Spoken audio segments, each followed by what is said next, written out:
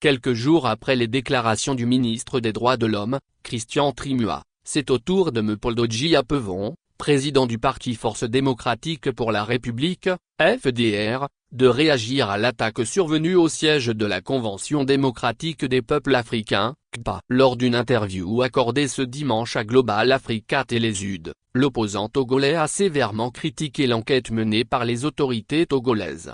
Revenant sur l'agression du 29 septembre 2024, au cours de laquelle plusieurs participants à une réunion de l'ACPA, dont le député sénégalais de la CEDEAO Guy Marius Sagna, ont été attaqués, Mepoldo s'est montré sceptique quant à la sincérité de l'enquête gouvernementale. C'est des histoires, a-t-il lancé. Pour lui, cette démarche n'est qu'une façade. Au Togo, nous sommes habitués à ces comportements. Ils font semblant de ne pas être au courant, mais ce sont eux qui sont derrière tout ce qui s'est passé. C'est vraiment dommage, a-t-il accusé, pointant du doigt les dirigeants du pays. Selon le président du FDR, cette situation révèle les faiblesses des autorités togolaises, incapables, selon lui, de garantir la sécurité de personnalités étrangères et de citoyens togolais, même lors d'événements officiels. Il n'a pas manqué de souligner les répercussions de cette violence sur l'image internationale du Togo. L'agression, ayant laissé le député Guy Marius Sagna grièvement blessé,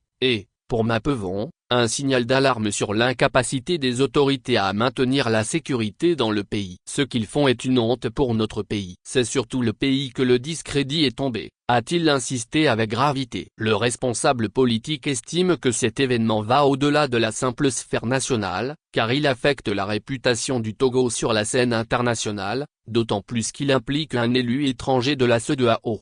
Estimant l'enquête nationale peu fiable, Mepoldo a suggéré qu'une investigation menée par des instances internationales, telles que la CEDEAO, pourrait être la seule voie pour obtenir des résultats crédibles. Selon lui, les enquêtes internes manquent de transparence, et l'intervention d'une organisation internationale garantirait une meilleure impartialité.